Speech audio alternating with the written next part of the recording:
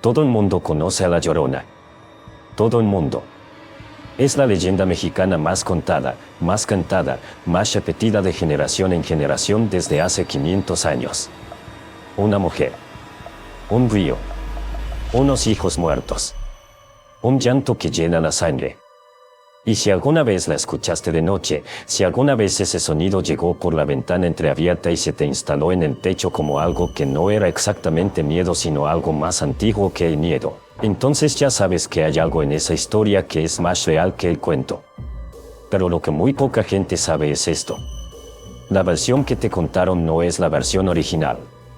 Es la versión que alguien decidió que debías escuchar. La versión recortada, suavizada, humanizada, domesticada. Porque la historia original era demasiado poderosa para dejarla circular intacta. Demasiado antigua. Demasiado verdadera. Y lo que era antes de que llegaran los españoles a reescribirla no era una mujer que lloró a sus hijos. Era algo que los guerreros águila, los hombres más valientes del mundo azteca, los que no temían a ningún enemigo humano, escuchaban de noche y corrían a encerrarse en sus casas. Eso es lo que vamos a contar hoy. La versión que casi nadie narra. La que los frailes del siglo XVI enterraron debajo de una historia más cómoda. La que todavía camina de noche. La que no llora por sus hijos. La que llora para atraerte. Quédate. Porque esto cambia todo lo que creías saber. Para entender lo que realmente es La Llorona, hay que retroceder mucho más allá de la colonia. Hay que ir a Tenochtitlán. Al México antiguo.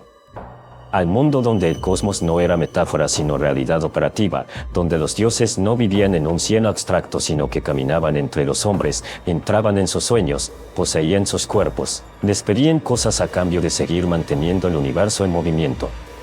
En ese mundo existía una diosa. Su nombre era Cihuacóatl, mujer serpiente. Y lo primero que hay que entender sobre Cihuacóatl es que no era una diosa menor, no era una figura decorativa en el panteón azteca. Era una de las fuerzas más antiguas y más temidas de todo el universo mesoamericano. Era la diosa del parto, sí, pero también de la guerra, también de la muerte, también del hambre, también de la tierra que devora a los muertos. En la cosmología azteca, el parto y la guerra eran la misma cosa. Ambos eran batallas donde alguien podía morir. Ambos requerían el mismo coraje. Ambos eran sagrados por igual. Y Cihuacóatl presidía a los dos. La representaban con la boca abierta de par en par, los dientes expuestos, el cabello largo y negro enredado, cargando en los brazos una cuna con un cuchillo de obsidiana adentro en lugar de un bebé. Una cuna vacía. Con un cuchillo adentro. Esa imagen no es accidental. Esa imagen es exactamente lo que es. Una promesa de lo que viene cuando ella aparece. Los textos de los informantes de Sahagún, recogidos en el Códice Florentino en el siglo XVI, describen a Cihuacóatl de una manera que los académicos han citado durante siglos pero que raramente se cuenta con la crudeza que merece. De noche vagaba llorando y gimiendo. Por las calles. Por los mercados. Por los barrios. Era un aviso. Cuando Cihuacóatl lloraba, significaba que la guerra se acercaba. Que la hambruna llegaba. Que la muerte estaba en camino. No lloraba por sus hijos. Lloraba para anunciar los tuyos. Cuando llegaron los españoles y con ellos los frailes franciscanos y dominicos con la misión de convertir al Nuevo Mundo, se encontraron con un problema.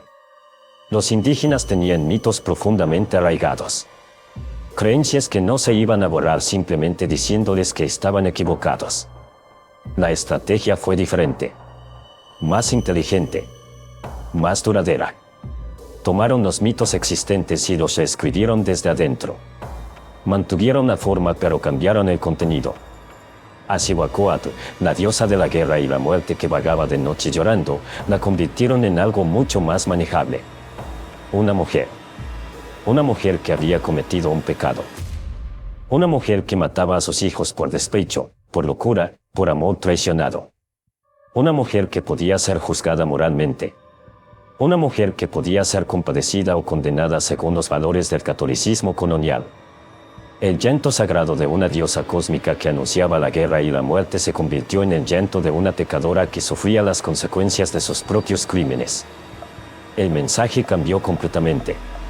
Antes, hay que temerla porque es una fuerza del universo.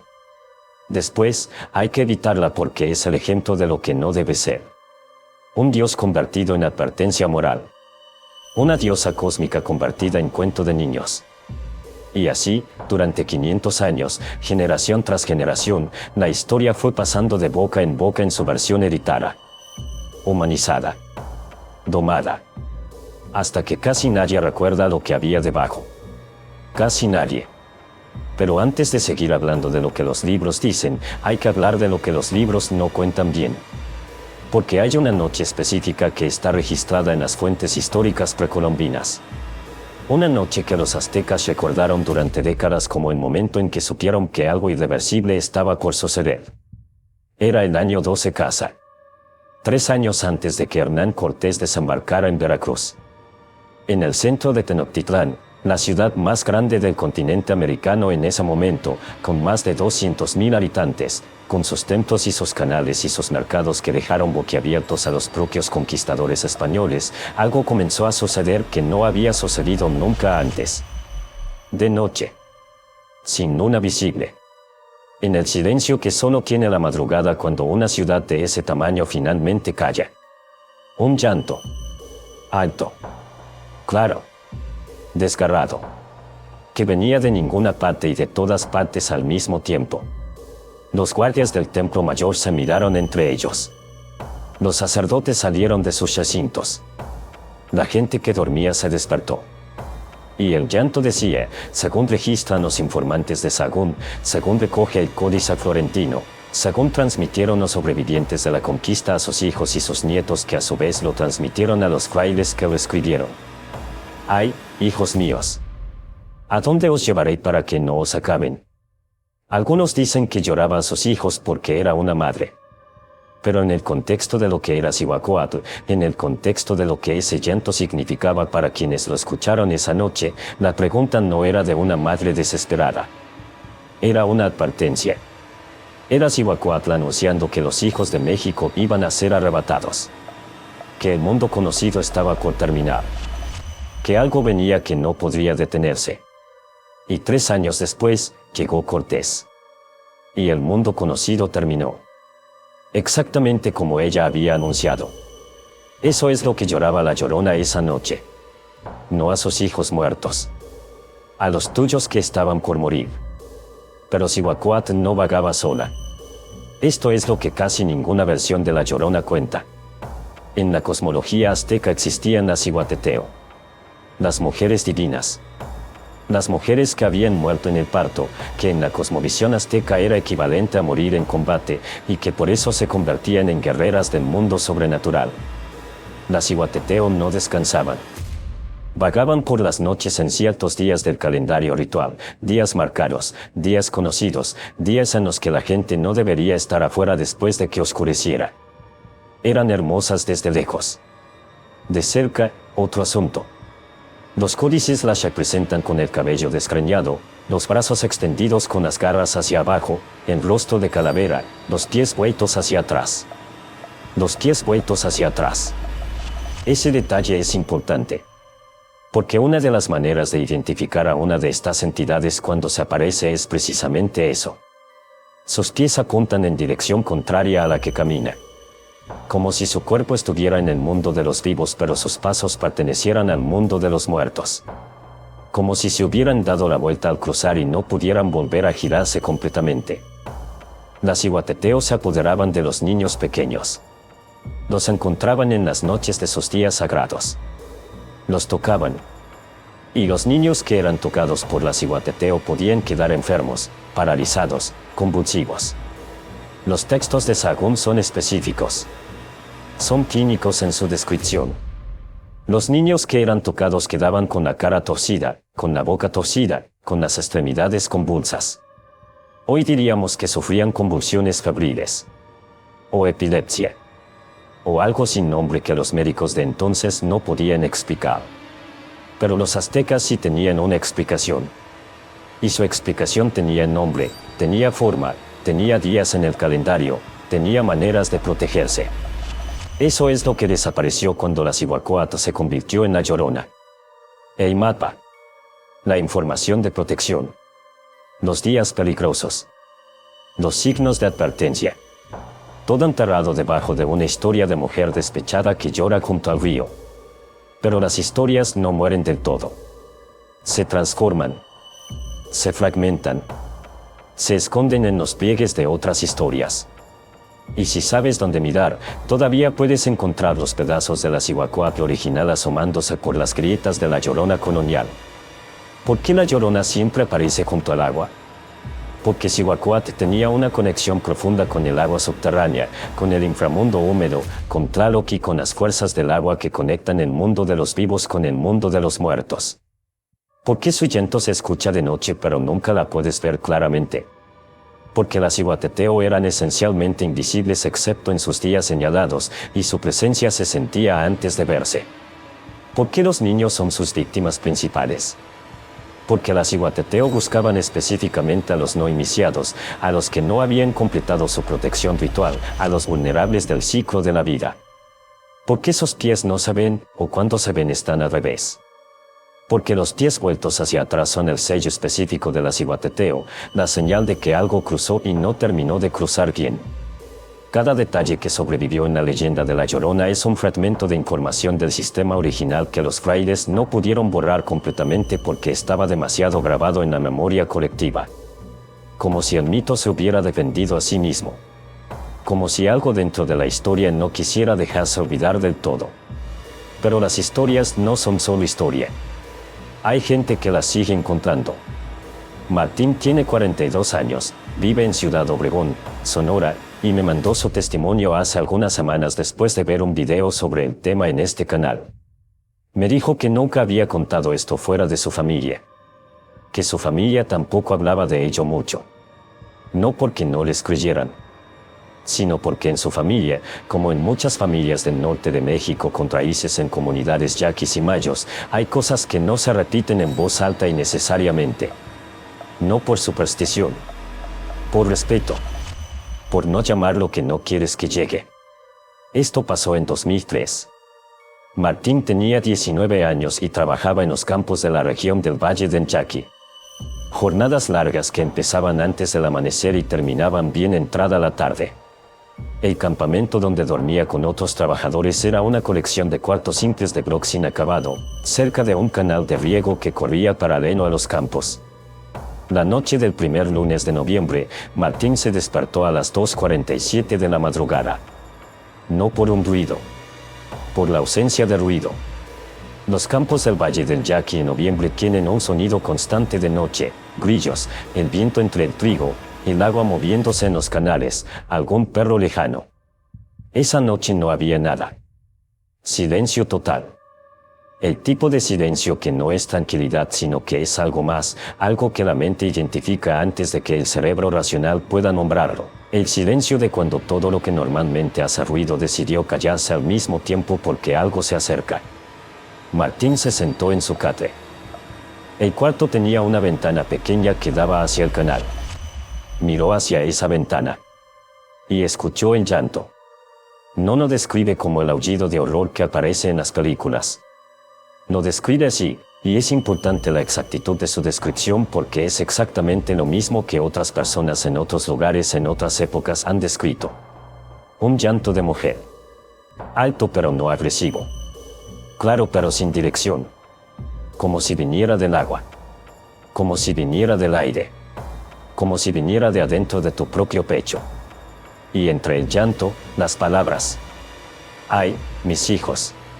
Ay, mis hijos, ¿dónde están mis hijos? Ay. Martín me escribió lo siguiente y me pidió que lo incluyera exactamente así. Lo que más me afectó no fue el miedo. Fue que por un momento, solo un momento, sentí que era un llanto real. Que había alguien sufriendo fuera. Y quise salir a ver. Y algo más fuerte que yo mismo me detuvo. Como si otra parte de mí supiera que era exactamente eso lo que se esperaba que hiciera. Se quedó en el catre. No salió. El llanto duró lo que él calcula fueron unos 20 minutos. Luego el silencio. Luego los grillos volvieron. Luego el agua del canal volvió a escucharse. Al día siguiente, uno de los trabajadores mayores, un hombre yaqui de unos 60 años que todos llamaban el güero aunque era moreno, desayunó en silencio y al final dijo sin mirar a nadie: ¿Alguien la escuchó anoche? No era pregunta. Nadie respondió. El güero siguió. La que escucha y no sale, está bien. La que escucha y sale, hay que rezarle. Y no dijo más. Martín le escribió. Nunca le pregunté qué quiso decir con hay que rezarle. Debía haberle preguntado. Pero en ese momento no quise saber más. Creo que algo en mí entendía que si preguntaba, ya no podría hacer como que no sabía. Lo que le pasó a Martín no es único. Es exactamente el patrón de testimonios que se repite en comunidades con raíces indígenas a lo largo y ancho de México desde hace siglos. Y lo interesante, lo que distingue estos testimonios de simples historias de miedo, es la consistencia de los detalles. El silencio previo. Siempre el silencio previo. El llanto que parece venir de dentro y de fuera al mismo tiempo. La urgencia de salir que hay que resistir. Esa urgencia.